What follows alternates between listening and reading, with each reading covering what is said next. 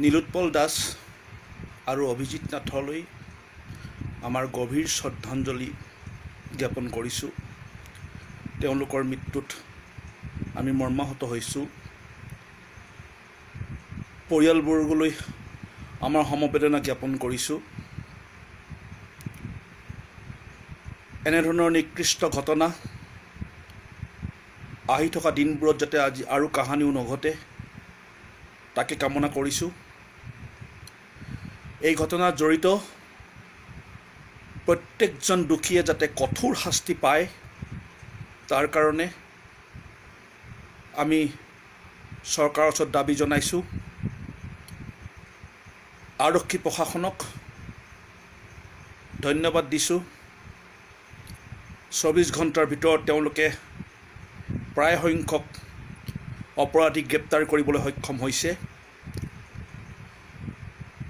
গ্ৰেপ্তাৰ কৰাৰ পাছত যাতে নিখুঁতভাৱে তদন্ত কৰে,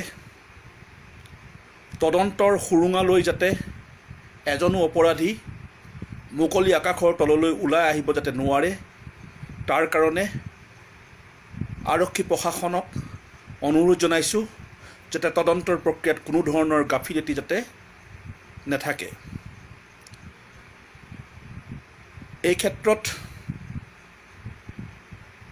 আদালতৰ মজিয়াত বিচাৰ চলি থকা অৱস্থাত অপৰাধীৰ লগ যাতে উকিল সন্থাই নিদিয়ে, কোনো এজন উকিলে যাতে অপৰাধীৰ পক্ষ লৈ আদালতত যুক্তি তৰ্ক কৰিবলৈ যাতে নাযায় তাৰ কাৰণে আমি আহ্বান জনাইছোঁ। কাৰণ সকলোৰে প্ৰচেষ্টাতে এনেধৰণৰ অপৰাধীক আমি কঠোৰ শাস্তি দিবলৈ সক্ষম হ'ম। আইন হাতত তুলি লোৱাৰ অধিকাৰ আমাৰ নাই। আমি আইন হাতত তুলি লোৱাৰ বিপৰীতে আইনৰ সঠিক প্ৰয়োগেৰে যাতে দোষীক শাস্তি প্ৰদান কৰিব পৰা যায় তাৰ কাৰণে সকলোৱে চেষ্টা কৰাটো উচিত আৰু সকলোৱে সহযোগিতা কৰাটো উচিত। কাৰ্বি আংলঙৰ এই ঘটনাক কেন্দ্ৰ কৰি যোৱা কিছুদিনৰ পৰা অসমৰ কিছুসংখ্যক যুৱকে বা কিছুসংখ্যক ব্যক্তিয়ে ছ'চিয়েল মিডিয়াৰ যোগেদি কাৰ্বি জনগোষ্ঠীক লক্ষ্য কৰি যথেষ্ট অপমানসূচক মন্তব্য প্ৰকাশ কৰা আমি দেখা পাইছোঁ। কাৰ্বিসকল জংঘলী, তেওঁলোক অশিক্ষিত, তেওঁলোক অমানৱীয়, কাৰ্বিসকলক হত্যা কৰিব লাগে, য'তেই কাৰ্বি পোৱা যায় মাৰিব লাগে, এনেধৰণৰ মন্তব্যবিলাক দিবলৈ চেষ্টা কৰিছে। এই মন্তব্যই আচলতে কি বুজাব বিচাৰিছে আমি অনুভৱ কৰিব পৰা নাই। এই মন্তব্যই সঁচাকৈ অসমত শান্তি প্ৰতিষ্ঠা কৰিবনে? এনেধৰণৰ মন্তব্যই কাৰ্বি জনসাধাৰণক আমাৰ মাজৰ পৰা দূৰলৈ ঠেলি দিয়া নহ'বনে? নীলোৎপল আৰু অভিজিতৰ হত্যাকাণ্ডত কেইজনমান অতি নিকৃষ্ট জঘন্য মানসিকতাৰ যুৱক জড়িত আছে। এই নিকৃষ্ট আৰু জঘন্য মানসিকতাৰ এই কেইজনমান যুৱকৰ কাৰণে গোটেই কাৰ্বি সমাজক গালি পৰাৰ কিবা যুক্তি আছেনে? এই গালিবিলাক আমি ৰংবং তেৰাংদেৱকো গালি পৰা নাইনে? কথাখিনি অনুভৱ কৰিবৰ কাৰণে আমি আহ্বান জনাইছোঁ। ছ'চিয়েল মিডিয়াত এনেধৰণৰ মন্তব্যবিলাক প্ৰকাশ কৰাৰ পিছত শত্ৰুপক্ষই যদি ইয়াৰ সুবিধা ল'বলৈ চেষ্টা কৰে, শত্ৰুপক্ষই যদি কাৰ্বি ভাষী আৰু আমাৰ অন্যান্য ভাষা ভাষীৰ মাজত যদি সংঘাত সৃষ্টি কৰিবৰ কাৰণে চেষ্টা কৰে, তেতিয়াহ'লে এই জুইকুৰা আমি নুমুৱাবলৈ সক্ষম হ'মনে? এই কথাবিলাক লক্ষ্য কৰাটো উচিত। এই কথাবিলাক লক্ষ্য নকৰি কিছুসংখ্যকে দিয়া এনেধৰণৰ মন্তব্যই অনাগত দিনত আমাৰ জনগোষ্ঠীসকলৰ মাজত বিভেদৰ বীজ সিঁচি দিব। অসমৰ কাৰ্বি পাহাৰৰ বাহিৰত ভৈয়ামত যদি কোনো কিবা কাৰণত এজন কাৰ্বি লোক আক্ৰান্ত হয়, তাৰ প্ৰভাৱ কিমান সুদূৰ প্ৰসাৰী হ'ব সেই কথাটো আপোনালোকে অনুভৱ কৰিবলৈ চেষ্টা কৰক। ছ'চিয়েল মিডিয়াত প্ৰকাশ ঘটা এনেধৰণৰ মন্তব্যবিলাকৰ কাৰণে গুৱাহাটীয়ে হওক অন্যান্য অঞ্চলৰ হওক কাৰ্বি যুৱক যুৱতীবিলাক পলাই যাবৰ কাৰণে চেষ্টা কৰিছে। গতিকে এনেধৰণৰ ঘটনা কিয় উদ্ভৱ হৈছে? যোৱাকালি আমি দেখা পাইছোঁ টিভিত দুজনী অসমীয়া যুৱতীক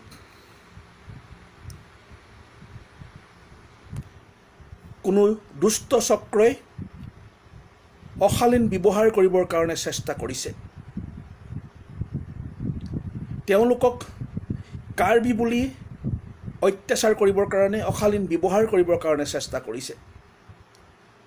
আৰু অশালীন ব্যৱহাৰ কৰিবৰ কাৰণে চেষ্টা কৰোঁতে তেওঁলোকেও নিজকে অসমীয়া কোৱাৰ পিছতো তেওঁলোকক অশালীন ব্যৱহাৰ কৰিবৰ কাৰণে কুণ্ঠাবোধ নাই কৰা।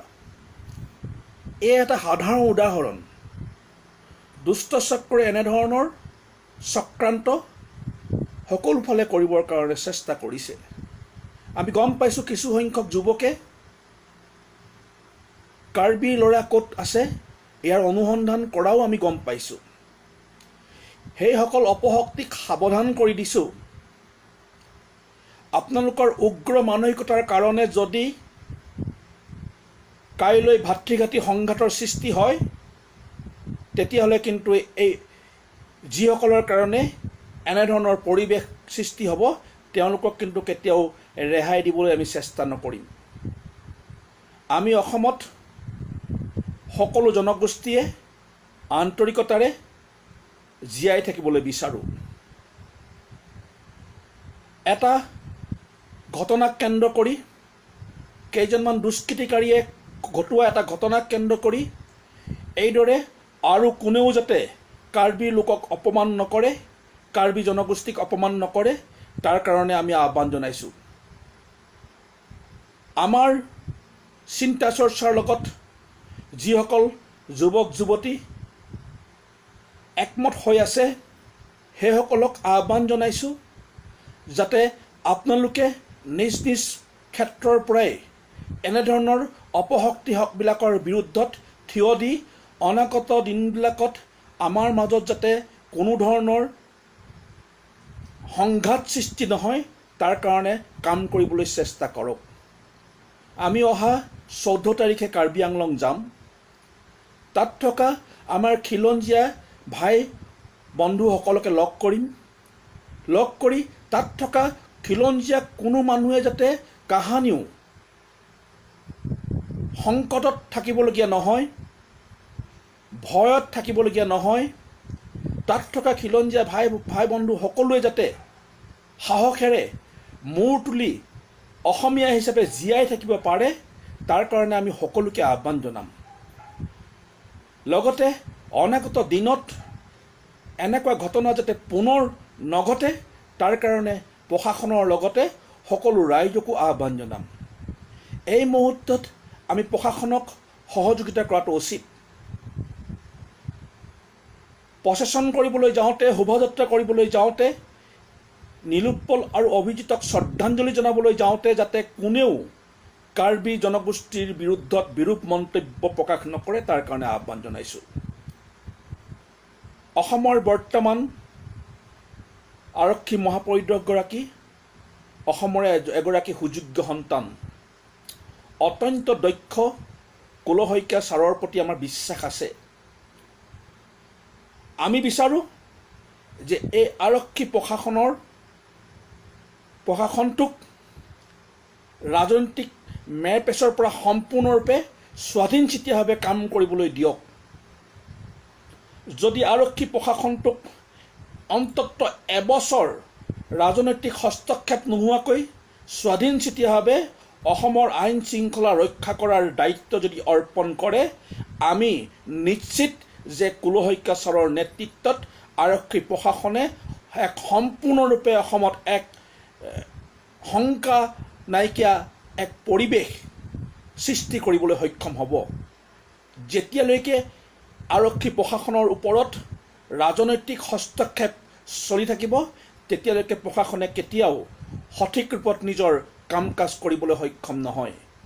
গতিকে এই ক্ষেত্ৰত চৰকাৰকো অনুৰোধ জনাইছোঁ, আপোনালোকে অন্ততঃ আৰক্ষী প্ৰশাসনক স্বাধীনচিতীয়াভাৱে অসমৰ আইন শৃংখলা ৰক্ষা কৰাৰ দায়িত্ব অৰ্পণ কৰক। সদৌ শেষত পুনৰ আহ্বান জনাইছোঁ যে আহক আমি হত্যাকাৰীক যিসকল হত্যাকাৰী তেওঁলোকক যাতে কঠোৰ শাস্তি প্ৰদান কৰিব পৰা যায়, তাৰ কাৰণে যিখিনি সহযোগিতা আমি কৰিব পাৰোঁ সেই সহযোগিতা কৰিবৰ কাৰণে চেষ্টা কৰোঁ। আৰু কাৰ্বি জনগোষ্ঠীয়ে হওক, বড়ো জনগোষ্ঠীয়ে হওক, সকলোৱে যাতে আমি ভাতৃত্বৰ এনাজৰীডাল কটকটীয়া কৰি অসমীয়া জাতিৰ ভেটিটোক শক্তিশালী কৰিব পাৰোঁ, তাৰ কাৰণে কাম কৰিবৰ কাৰণে যাতে চেষ্টা কৰোঁ। এই আহ্বান মোৰ অসমৰ সকলো বন্ধুলৈ, অসমৰ সকলো ৰাইজলৈ থাকিল। ধন্যবাদ।